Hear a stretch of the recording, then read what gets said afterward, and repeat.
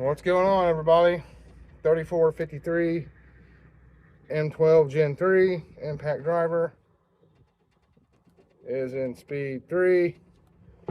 This is even right here. The 809 original atomic. One speed only, 5 amp hour, 5 amp hour. Can the N12 beat this in a 3/8 by 6 inch lag screw? Takes a 1/2 inch nut. Let's see. 3, 2, 1, go.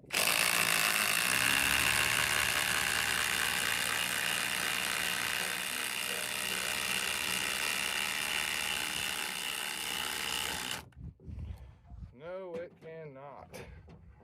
As you can see here, obviously it got smoked. We'll see you all in the next one. The M12's a beast. Definitely beats DeWalt's original atomic for sure.